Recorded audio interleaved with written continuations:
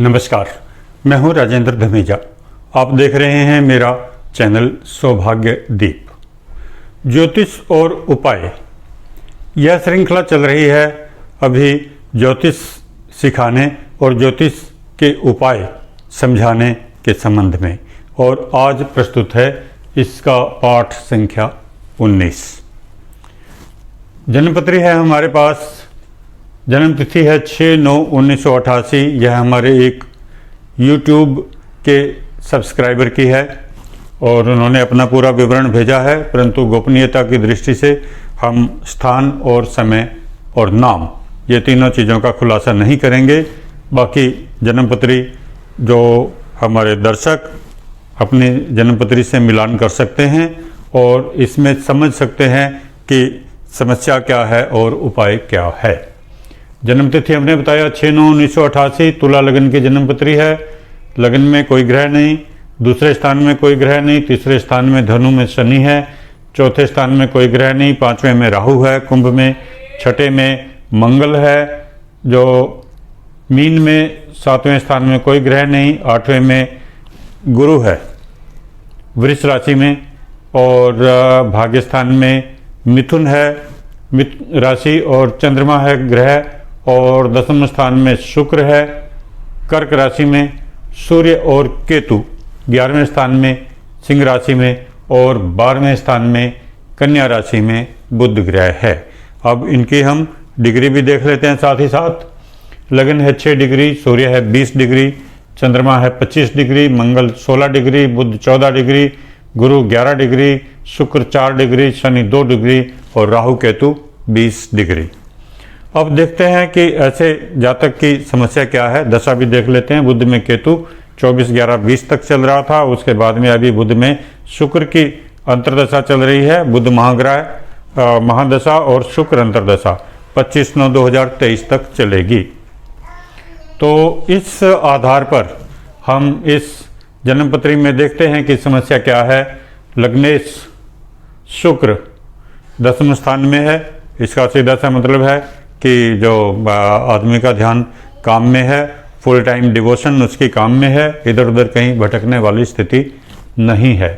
और जो शनि है तीसरे स्थान में, शनि की दृष्टि यहाँ से तीसरी दृष्टि 5वें स्थान पर है, 7वीं दृष्टि जो भाग्य स्थान पर है सीधे सीधे, और 10वीं दृष्टि बुध पर है जो कि भाग्य स्थान का स्वामी है और 12वें स्थान का स्वामी है।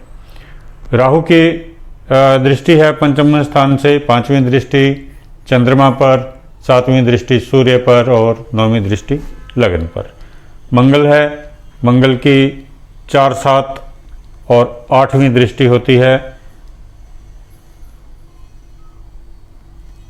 1, 2, 3 और 4 चौथी दृष्टि भाग्य स्थान पर, 7वीं दृष्टि जो 12वें स्थान पर और 8वीं दृष्टि लगन पर। और गुरु ग्रह है सप्तम से आगे 8वें स्थान में गुरु ग्रह स्वामी है, तीसरे स्थान का और छठे स्थान का, यानी कि ऋण रोग शत्रु के स्थान का, और 8वें स्थान में है, और 8वें स्थान से सीधी दृष्टि जो जाती है 12वें स्थान पर, धन स्थान पर और सुख स्थान पर। और उसके आगे चंद्रमा, चंद्र शनि आमने सामने, शुक्र 7वीं दृष्टि होती है, सूर्य और सूर्य की दृष्टि जो केवल 7वीं दृष्टि होती है, बुध की भी 7वीं दृष्टि होती है, राहु केतु की 5, 7 और 9 इस भाव पर अपने स्थान से दृष्टि देता है। तो इस जो योग के हिसाब से हम आगे बढ़ेंगे जन्मपत्री में, और अब देखेंगे कि शुक्र ग्रह की क्या स्थिति है। वो तो जो हमने देखा कि शुक्र 10वें स्थान में है लग्नेश से, तो सीधा सीधा काम पर ध्यान है, तो काम में ज़्यादा खराबी नहीं होगी, लेकिन तब भी आगे देखते हैं कि खराबी है या नहीं है। अब शुक्र लगभग पाप कर्तृ योग में है। क्यों? क्योंकि एक तरफ चंद्रमा है, चंद्रमा जो पक्ष बल में क्षीण है, सूर्य से तीसरे स्थान पे या सूर्य से 11वें स्थान पे चंद्रमा रहता है तो कमजोर होता है। कम से कम चौथे या 10वें स्थान पर जाकर उसको बल प्राप्त होता है। इसलिए चंद्रमा यहाँ पर कमजोर है और चंद्रमा पर राहु की दृष्टि है और इसके अलावा मंगल की दृष्टि है। मंगल जन्मपत्री में क्रूर ग्रह है, पाप ग्रह है, दूसरे स्थान का और 7वें स्थान का स्वामी है। तुला लगन में मंगल अशुभ प्रभाव देने वाला होता है। इस तरीके से चंद्रमा में पाप प्रभाव ज़्यादा है और शुभ प्रभाव कम है। इसलिए जो शुक्र ग्रह को पाप कर्तरी योग का प्रभाव मिला हुआ है। तो कुल मिलाकर देखें, दाम्पत्य जीवन का कारक होता है शुक्र। दोस्ती, दाम्पत्य जीवन, पार्टनरशिप पाप प्रभाव, पाप कर्तरी योग में आ गया। तो ये बेसिक परेशानी है जन्मपत्री में और सीधा सा उसका जो स्पष्ट कर देता हूँ। ऐसे व्यक्ति का 2 बार विवाह हो चुका है और वह कामयाब नहीं हुआ और समस्या यह है कि अब तीसरी बार में उसे ठीक योग नहीं प्राप्त हो रहा, तीसरे विवाह होने में विलंब हो रहा है। और समझते हैं उसका कारण जो बता चुका हूँ।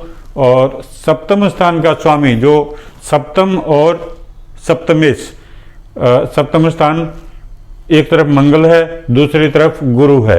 हालांकि जो तुला लगन में ये दोनों अशुभ ग्रह हैं, तब भी गुरु क्योंकि शुभ ग्रह है इसलिए हम यह पाप कर्तरी योग में नहीं मान सकते। सप्तमेश 6ठे स्थान में है, यानी कि अपने स्थान से 12वें स्थान में, तो यह उसके लिए अशुभ है। और दूसरा पाप कर्तरी योग का जो प्रभाव हुआ जो शुक्र पर, और शुक्र कर्क राशि में है। कर्क राशि में जो शुक्र होता है तो ऐसा व्यक्ति बहुत कल्पनाशील होता है। चंद्र शुक्र की युति हो, चंद्र के घर में हो या जो चंद्र शुक्र आमने सामने हो, तो ऐसा व्यक्ति बहुत ज़्यादा विचार करने वाला और कल्पनाशील होता है। तो इस दृष्टि से हम देखते हैं कि जो पहला विवाह व्यक्ति का कोई कुछ भी देखते हैं हम, तो सप्तम स्थान से मंगल और कारक वही शुक्र, कारक पाप कर्तरी योग में है, मंगल वहाँ से 12वें स्थान में है, तो विवाह कामयाब होने में आशंका की स्थिति है। दृष्टि का योग हमने पहले इसीलिए जो देखा क्योंकि चंद्रमा जो भाग्य का कारक है, भाग्य स्थान में है, परंतु सूर्य के नज़दीक होने के कारण जो और दशाओं के प्रभाव से, शनि और राहु के जो दृष्टि के प्रभाव से यह पाप ग्रह हो गया जन्म कुंडली में। इसलिए जो दाम्पत्य जीवन का कारक पाप प्रभाव में आ गया।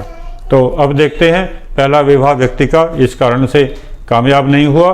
दूसरे विवाह के लिए जो भाग्य स्थान देखते हैं वहाँ से तीसरे विवाह के लिए वहाँ से तीसरा स्थान देखेंगे और चौथे विवाह के लिए यहाँ से तीसरा स्थान फिर लगन देखेंगे।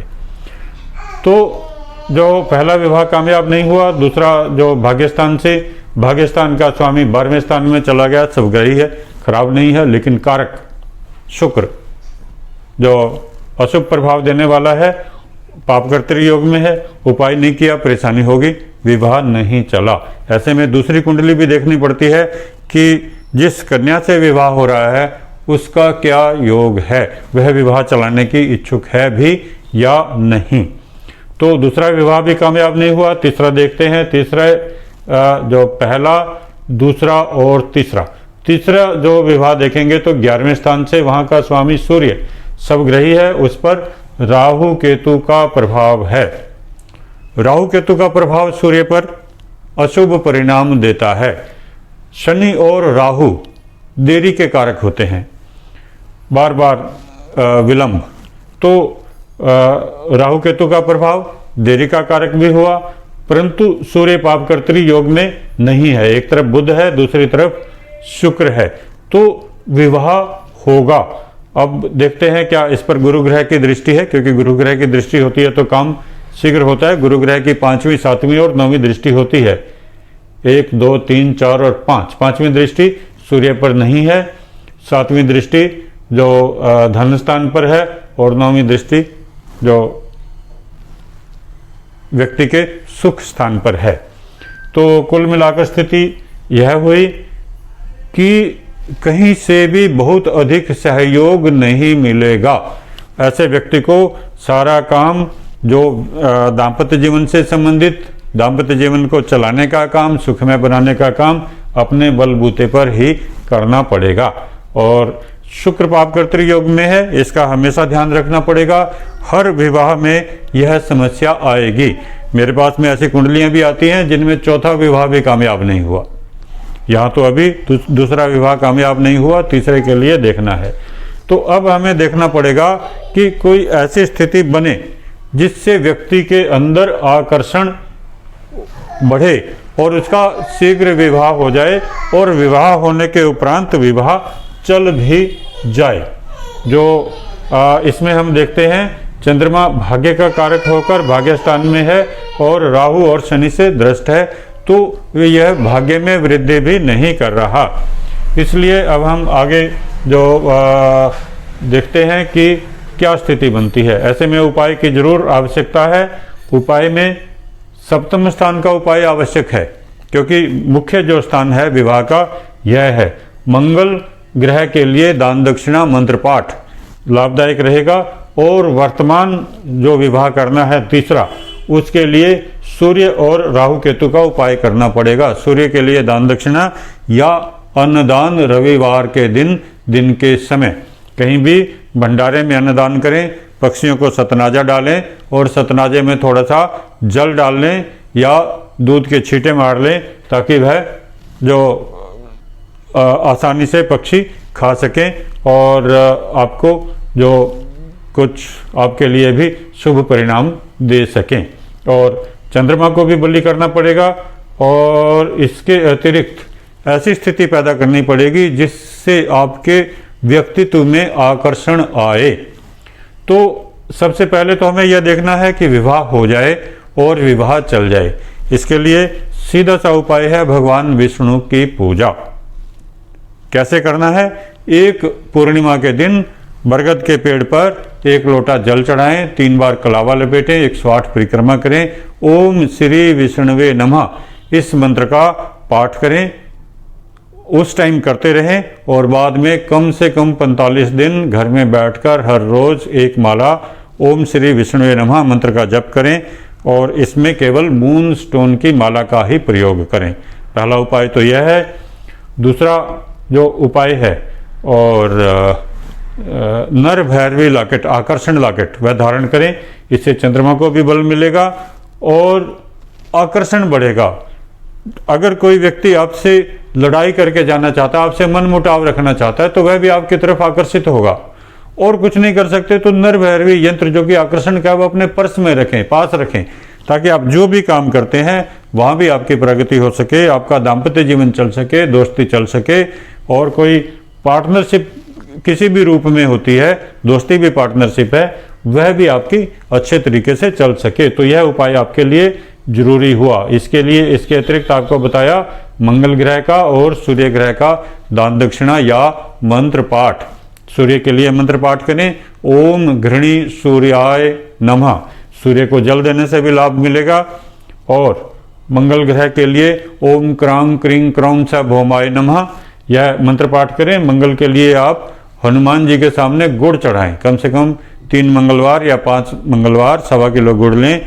दिन के समय में जो हनुमान जी के मंदिर में जाएं, वहाँ से जो उनके सामने गुड़ चढ़ाएं और उनके बाएं पैर से टीका लेकर अपने मस्तक पे लगाएं, नीचे से ऊपर की ओर, ताकि आपकी प्रगति हो सके जीवन में और आपको सुख भी मिल सके। आप देखें चौथे स्थान के दोनों ओर शनि और राहु हैं।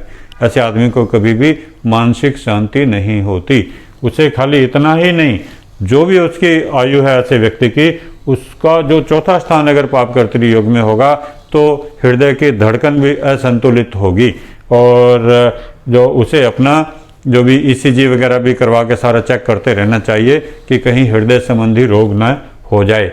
सूर्य जो कारक है उस पर भी राहु केतु का प्रभाव है, और चौथा स्थान भी शनि और राहु के बीच में है। तो सीधा सा उपाय यह हुआ कि आपका स्वास्थ्य ठीक हो, आपको मानसिक शांति मिले, विवाह हो जाए, और विवाह होने के बाद में चल भी जाए। वर्तमान में दशा चल रही है बुध में शुक्र की 25/9/2023 तक। अगर उपाय कर लिया जाएगा तो विवाह हो भी जाएगा, क्योंकि शुक्र जो विवाह का कारक ग्रह है, तो विवाह चल भी जाएगा, पाप कर्तृ योग में है, बता दिया। और जो चंद्रमा का भी उपाय करना चाहें तो मंदिर में जाकर शिवलिंग पर जल चढ़ाएं, पहले दूध चढ़ाएं, फिर उसके बाद में जल चढ़ाएं, ओम नमः शिवाय का जाप करें। इससे आपके सारे काम सीधे होते चले जाएंगे। बस इतनी सी समस्या है और इसका इतना ही उपाय है, और अधिक उपाय करने की ज़रूरत नहीं है। आप कहीं भी जाएंगे वो आपको बता दिया जाएगा जी आप हीरा पहनो, पन्ना पहनो, नीलम पहनो। सावधानी बरतनी पड़ती है। हीरा और पन्ना तो ठीक है, परंतु जब नीलम पहनेंगे तो वह आपको विरक्ति देगा, संन्यास देगा।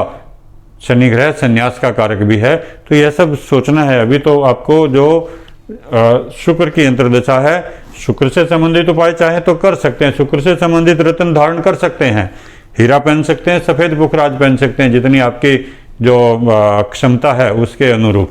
परंतु जो आप उपाय बताया गया उतना कर लेते हैं तो आपका काम हो जाएगा और जीवन भी सुखी हो जाएगा। बाकी खर्च की कोई सीमा नहीं है, जैसा करना चाहें वैसा करें। बहुत बहुत धन्यवाद।